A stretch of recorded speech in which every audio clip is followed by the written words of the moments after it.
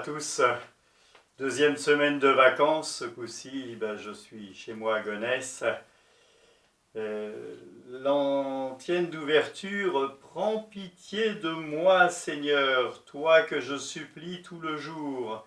Toi qui es bon, tu pardonnes, tu es plein d'amour pour tous ceux qui t'appellent. Première lecture du livre de Jérémie, chapitre 20, versets 7 à 9. Psaume 62. Mon âme a soif de toi, Seigneur mon Dieu. Deuxième lecture de la lettre de Saint Paul, apôtre aux Romains, chapitre 12, versets 1 à 2. L'acclamation de l'Évangile. Que le Père de notre Seigneur Jésus-Christ ouvre à sa lumière les yeux de notre cœur, pour que nous percevions l'espérance que donne son appel. Évangile de Jésus-Christ selon saint Matthieu, chapitre 16, versets 21 à 27. En ce temps-là, Jésus commença à montrer à ses disciples qu'il lui fallait partir pour Jérusalem, souffrir beaucoup de la part des anciens et des grands prêtres et des scribes, être tué et le troisième jour ressuscité. Pierre, prenant à part, se mit à lui faire de vifs reproches. « Dieu t'en garde, Seigneur, cela ne t'arrivera pas. » Mais lui, se retournant vers Pierre, dit à Pierre, « Passe derrière moi, Satan. Tu es pour moi une occasion de chute. Tes pensées ne sont pas celles de Dieu, mais celles des hommes. » Alors Jésus dit à ses disciples, « Si quelqu'un veut marcher à ma suite, qu'il renonce à lui-même, qu'il prenne sa croix et qu'il me suive. Car celui qui veut sauver sa vie la perdra, mais celui qui perd sa vie à cause de moi la trouvera. Quel avantage en effet un homme aura-t-il à gagner le monde entier si c'est au prix de sa vie? Et que pourra-t-il donner en échange de sa vie? Car le Fils de l'homme va venir avec ses anges dans la gloire de son Père. Alors il rendra à chacun selon sa conduite. » Acclamons la parole de Dieu. Louange à toi, Seigneur Jésus.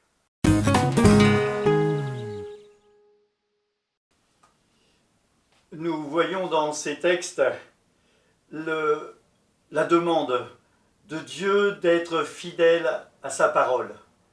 Regardons Jérémie. Jérémie est dans le monde, Dieu lui demande d'annoncer au peuple une information et Jérémie devient un oiseau de mauvais augure, comme l'on dit. Et pourtant, il persiste. Et il va jusqu'au bout. Il est maltraité, il est mis au banc de la société et il va affronter les épreuves. À l'opposé, j'ai souvent tendance de regarder Jonas. Jonas qui a cette mission qui, lui, ne veut pas la faire et qui, contraint et forcé, arrivera à convaincre le peuple de Ninive de se convertir et Ninive ne sera pas détruit. Jérémie n'arrive pas à convaincre le peuple d'Israël de se convertir. Le peuple d'Israël se croit déjà tout-puissant et se croit déjà dans les clous, comme on dit, dans la justice, alors qu'il trompe Dieu depuis un moment.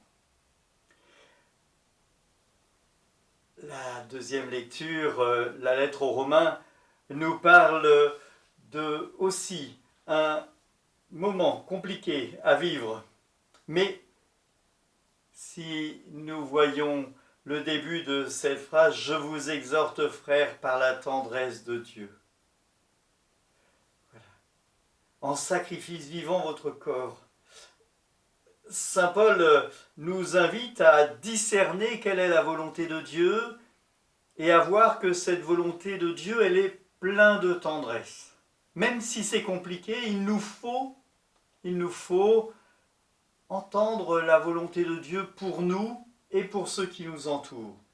Nous sommes des témoins de l'amour de Dieu Et à temps et à contre-temps, dira saint Paul, il nous faut annoncer cette bonne nouvelle. L'évangile est un peu plus compliqué, quoique. Il faut bien voir que Jésus commence à montrer à ses disciples qu'il lui faut aller à Jérusalem. Quelque temps avant, on a vu que s'il voulait aller à Jérusalem, eh bien, on sentait qu'il allait y mourir. Il y avait des gens qui lui voulaient du mal. Et nous voyons bien là ce passage de l'annonce de sa mort et de sa résurrection. C'est une annonce cruciale. Quand Jésus a pris la ferme résolution de se diriger vers Jérusalem, il sait déjà qu'il ne renoncera à rien et qu'il ira jusqu'au bout de sa mission. Pierre, lui, n'a pas tout à fait compris, il a un petit peu oublié, il est un peu indécis. En tout cas, il ne veut pas que celui qui l'a mené jusque-là, eh bien, meure en plus bêtement, puisque s'il ne va pas à Jérusalem, eh bien, il ne mourra pas. Mais la mission du Christ, elle est bien tracée. Et donc, Pierre a des visions humaines et ce que veut faire le Christ le dépasse. Il nous faut, comme dit le Christ dans cette deuxième partie, eh bien, renoncer à certaines habitudes terrestres pour pouvoir suivre le Christ.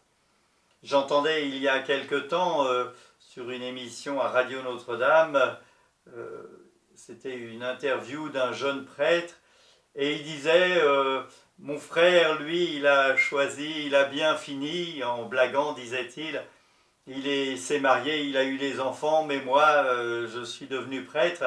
Il était heureux d'être prêtre, cet homme-là, mais au regard du monde, eh bien, il y en a un qui a pris la bonne voie et l'autre, non. Les gens veulent bien des prêtres, mais pas dans leur famille. Et donc, on voit bien qu'il y a le sacrifice qui est de notre vie pour la vie et le sacrifice qui est pour l'ensemble du monde. Nous avons chacun une mission. Nous n'avons pas tous à devenir prêtres, mais s'il y en a qui écoutent cette vidéo et qui ont une intention, qu'ils aillent voir leur curé. Mais nous avons chacun une mission qui parfois est compliquée dans notre vie. J'entends souvent, oui, mais si je parle de Dieu à mes petits-enfants, mes enfants vont me faire la tête. Ben oui, mais si on invite les enfants et les petits-enfants et qu'on doit aller à la messe, eh ben on va à la messe.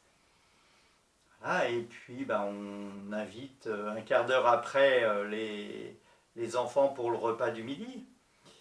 Je vous reçois, mais je dois aller à la messe parce que j'ai un rendez-vous important. Aussi important que chez le médecin. Et donc dans nos missions, eh bien il nous faut parfois faire des renoncements. C'est ce que nous invite le Christ dans cet évangile, dans ce passage de l'évangile. Il nous faut renoncer à des actions terrestres pour pouvoir eh bien, se donner pleinement vers le Christ, pour le Christ, pour Dieu. Alors, bien sûr, ces actions peuvent se transférer ou transmettre via une action humaine. Comme je le disais, on n'est pas tous faits pour être prêtres, ni religieux ni religieuses, mais si l'on pense que eh bien, notre action, eh bien, elle est de s'occuper de nos frères, eh bien, même si l'on est jugé un peu comme des gens un peu utopistes, eh bien, il nous faut ne pas renoncer à cette utopie, et bien, au contraire, insister. Il y a plusieurs manières. Nous avons eu ici des retours sur la paroisse de Pierrelet de colis alimentaires du secours populaire. Eh bien, on peut dire que les gens qui font ce genre de mission, eh bien, répondent à la demande du Christ. Ils sont attentifs à leurs frères, et même si eh bien, on leur dit qu'ils ont du temps à perdre pour faire ce genre de choses, peut-être que ça doit leur arriver, eh bien, il faut qu'ils continuent, parce que c'est en s'occupant de leurs frères qu'ils sont témoins du Christ. Même si c'est au Secours populaire, j'ai choisi exprès cet exemple, parce que, justement, nous sommes invités à annoncer le Christ à temps et à contre-temps, dans toutes nos actions. Que le Seigneur vous guide, que l'Esprit Saint vous aide à trouver votre mission, si ce n'est pas déjà fait, ou en tout cas qu'il vous renforce dans votre mission, qu'il vous donne la force de pouvoir bien choisir, non pas ce qui vient de Satan, mais ce qui vient de Dieu, que vous resplendissiez tous du Christ. Il est lui notre Sauveur, et il est celui sur qui nous pouvons compter. Amen. L'antienne de communion est « Heureux les artisans de paix, ils seront appelés fils de Dieu. Heureux ceux qui sont persécutés pour la justice, le royaume des cieux est à eux. » Par cette parole, je conclus cette vidéo. Que Dieu Tout-Puissant vous bénisse tous, lui qui est Père, Fils et Saint-Esprit. Amen. N'hésitez pas